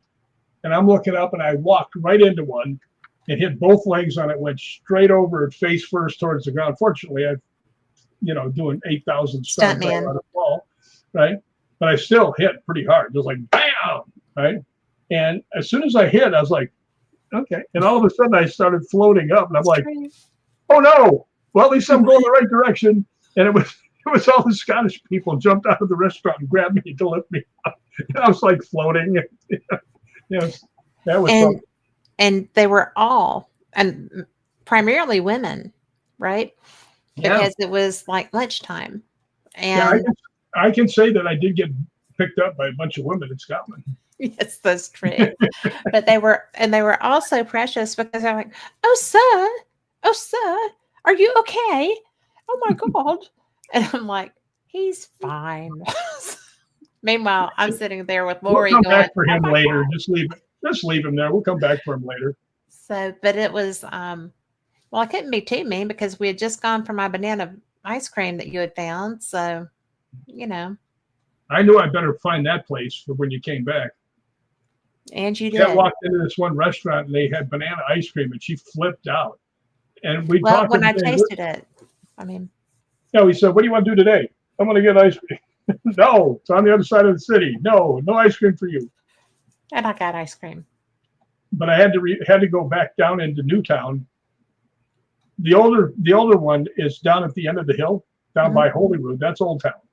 And as it expanded, it goes up into Newtown, and that's where the ice cream place was. Well, it was brilliant. And Denise loves banana ice cream too, she said. And it is pretty. Oh, she had some today. Good for you. Oh, if you were in chat, I know that you can see it. Put #cat in the chat.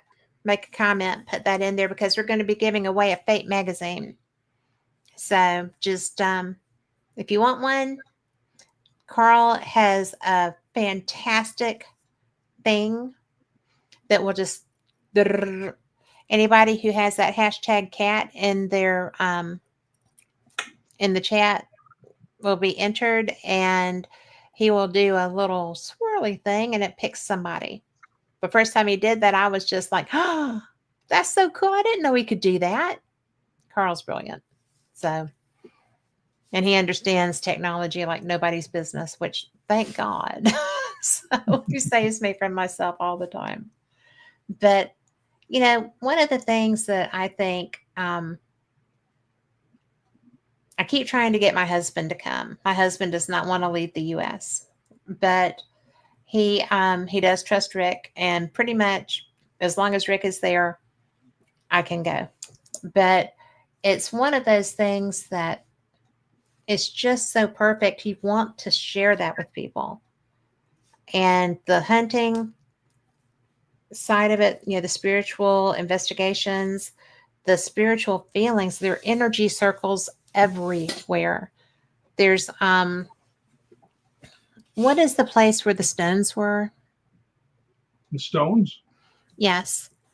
Was it the Clava Cairns? Oh yeah, Clava Cairns. Yeah, which by the way is in Outlander. Mm-hmm. It is an Outlander. I did not know because I don't watch Outlander. So everybody else is like their hands on the rock going, and I'm up there going. So yeah. I was not terrified of being taken through the rock. I'll tell you something funny about that. I got my picture standing next to it. Yeah. And I knew that Natalie. Huge Outlander fan. Huge, right? So I sent them the message saying, they say this has something to do with Outlander. And he writes back, "Don't touch it. You'll go back in time." And I wrote back, I said, "What makes you think I don't want to go back in time?" Yeah. So.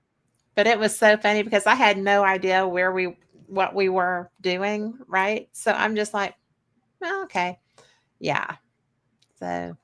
Yeah, that's a pretty interesting graveyard. It is. It's got all these rocks that are about 5 feet high. It's amazing. Well, There's so it much also there. has energy circles. The trees are all planted in circles, Yeah. and Well, a lot of power there. well, I will tell you the one place that has the most magic for me is the harbor at St. Andrews. Oh my God. I did not understand. I did know what it meant to you, but until I got there and we were sitting there, I mean, that is what is my screensaver on my phone. It switches between that and that little village by Scottish Paranormal's offices, the multicolored structures. Yeah, Fife, No, I'll show West you. Wemyss, then it has to be Wemyss.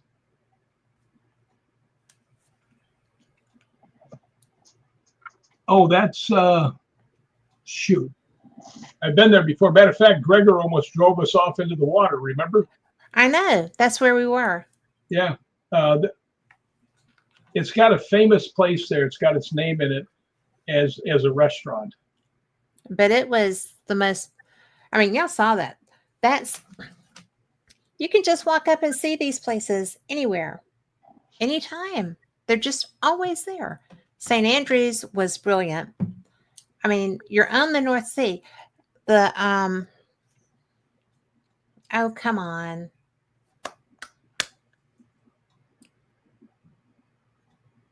The Golden Chorus. Chorus is wonderful if you are a true history buff. It's also been on, every place has been on Outlander. Balgonie's been on Outlander. But it's really amazing, the history and the beauty and just the absolute astounding history.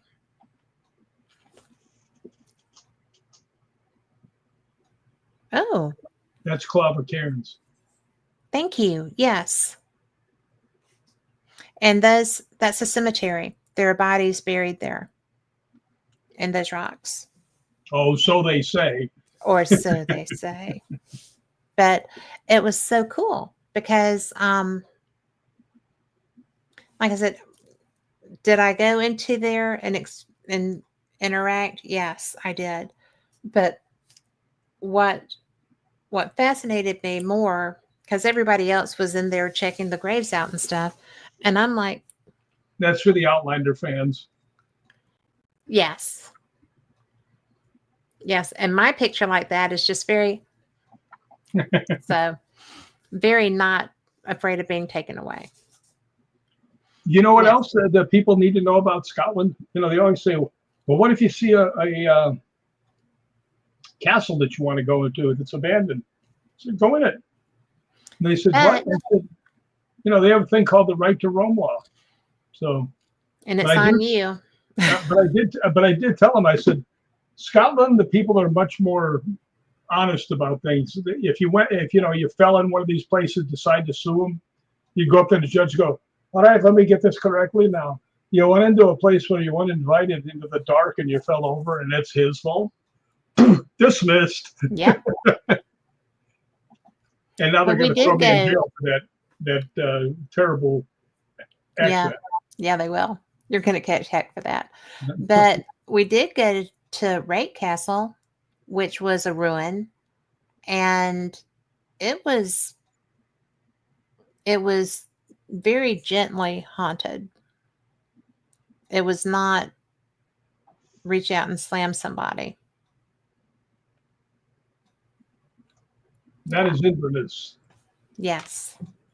And this is actually the river that goes into Loch Ness. What is the name of that river? Do you know? Loch Ness River. It is, I think that's what it's called. well, Ness River. Yeah. It's the Ness River. I always wished I could see stuff. This one has some personal stuff for me. Yeah.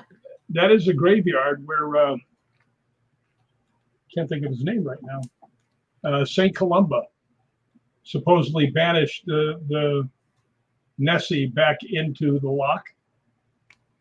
But the funny thing is that our last name, Mccallum, comes from St. Columba. Not that anybody cares, but me. I care. I was listening. Now I'm going to show you something that Kat Hobson and Lori Dorsey went crazy in this place I took them to. Oh my. That's Yes. the bookstore. Yes. I brought books home. Leakey's bookstore is historic. It's from the 1600s. It's been in business since the 1600s. And it will do. It was freaking brilliant.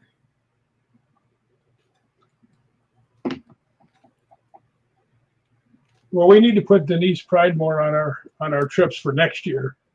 Yeah. We definitely need to do that. But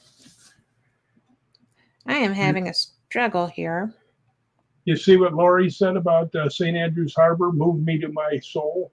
That's because that's true. Yeah, I felt like such a goober. I'm telling her and Lori, you know what I really like to do? I like to just go down there and sit on this one bench and look at the water. And it's so peaceful. I mean, it's crazy, except for one thing happened there that I'll never get over. I'm so ashamed of myself about it. Oh, you shouldn't be. I know what you're going to say. There's a long rock outcropping that goes out probably a couple hundred yards. And I was standing up there and I turned around and I looked and I saw this girl that was probably about 15 in a one-piece bathing suit. And she was pink. And I don't mean, just a little bit. I mean, she looked like Pepto-Bismol, her face, everything about her. And she was really trembling and had her arms up there and she was having a hard time walking. And I wanted to come over and just grab her and start rubbing her appendages. I was a lifeguard for years, to get the stuff back in her and hug her, take my coat off and put it on her. But I was afraid of doing that in a foreign country and going over and hugging on some 15-year-old I don't know. Right. So I followed her as she was walking back, because there's a drop off there that falls down into the water with those rocks right there. It's very dangerous. And it's a big drop. Yeah. But I followed her until she got down to where she could turn left and go out where the cars were parked. And she had her hands out in front of her like this, like somebody help me. And I was so disgusted with myself that I just didn't do it. If it happens again, that's it. I'll see what happens. But then I should have helped that poor girl. But I was in a wave. I followed her so she didn't fall off the thing. But I should have just done what I know I should have done and forgot all that other nonsense. So you can all boo me right now. Boo. Well, I don't think so, because of all the reasons that you said. Yeah, I can see being in jail with a bunch of people like Ryan and Gregor. That would give you pause. Just hanging out with them gives me pause. Yeah. No, Ryan O'Neill and Gregor Stewart. Ryan is on, I don't know what the name of the show is. It seems like they change the name of it every Haunted Scotland. Haunted Scotland. He's the and Haunted Ireland. And Haunted Ireland. And Gregor's on the other one, I think, now. Yes. They're two of the kindest people in the whole world. Scottish men. You can't beat them. You really can't beat them. Yeah, the Vikings found out about that. Yeah, they did. So I will put St. Andrews Harbor up as my Facebook on my Facebook page when we get off of here, because I'm having a hard time pulling it up, only because I'm trying to. So That's kind of the way that works. It is the way that works every time. So we are going to have Carl do the giveaway, and then we will say goodbye to Rick here in a minute. Oh, he said 1 minute. Well, wait a minute. But I think that I think that we are so fortunate to have our friendship, Rick. Well, I think so too. Denise Pridemore said Scottish men kilt it. Well, I got to show you what I did on this thing. When I did a movie in Scotland, not Scotland, in Australia, everybody bet me that I would not swim, that I would not go in the ocean because of the great white sharks and the alligators. Oh, please. If they just knew how goofy you were. Well, I did it. I know you did. I went up to my ankles. I did the cat Hobson. But you were in there. That's the cat Hobson. Go in and get your feet wet. You do what you have to do. But actually, I did end up swimming out there. That's because you're goofy. I look like a little morsel with some of them things swimming around out there. Well, I do have the picture that you took of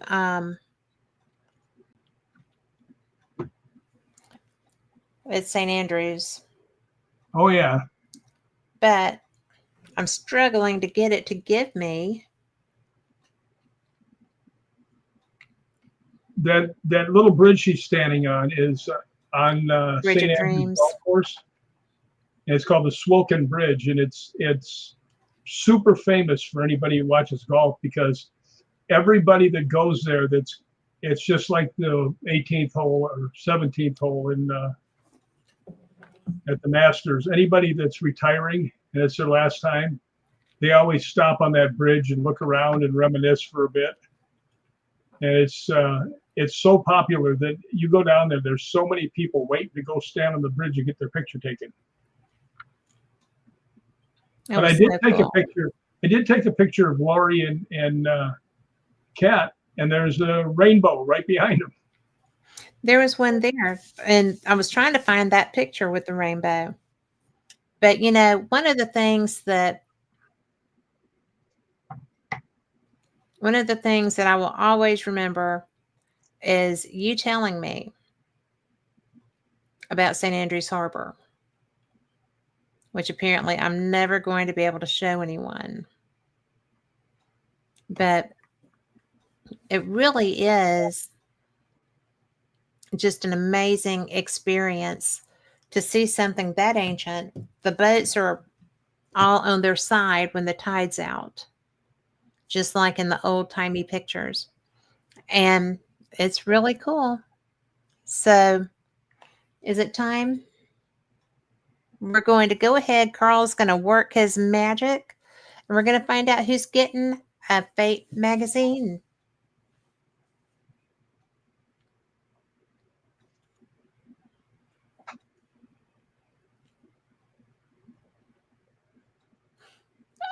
Laurel.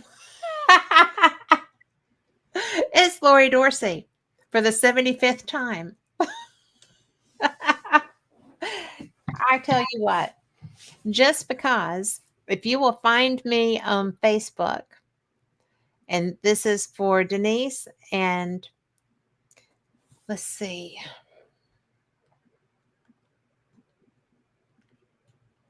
Denise and Tracy, if y'all will go ahead and send me that address, I will send you one just because you have not had one. Okay. And if you were entered, and Carl will tell me who all was entered, then we will send you a magazine. So, you know that Tracy Pinot is the mother of Sky, the little bush girl. I know. I love the little bush girl. She's like about this big. Tracy probably thinks that she's much bigger than that. She birthed. Well, you know, she. Okay, so. No, I was going to say that everybody was singing up in Tombstone, up in this balcony, and they were filming it. I watched it. I was singing too, and I look over, and there's little Sky sitting next to me, and you see her go.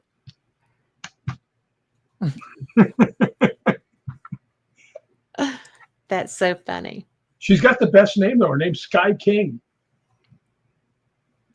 Is it now? Yeah, there used to be a TV show called Sky King. I know. That's interesting. That's cool. Lori said Perth was cool. Perth was cool. We stayed in a hotel that used to do hunt balls, so I loved it. But we are out of time, my friend. Thank you for being here. Anytime. Well, I just love talking to you, and I think that you have so much to offer our listeners that it's a good time. So, Yeah, I and think I 2 always hours enjoy is talking about to the you. most anybody could put up with me without wanting to come charging after me with sticks. I have never done that yet, That's because you're way over there. And I always stay at the but other not end of, always. not always. So, See, but for David, I always have to have my room close to you guys, just in case. just in case. Thank you so much. And for everyone listening, thank you so much too. We will see you next week. Same cat channel, same cat time. And don't forget, Fate Mag Radio is on Sunday. I'll talk to y'all then. Good night. Good night, Rick. Bye.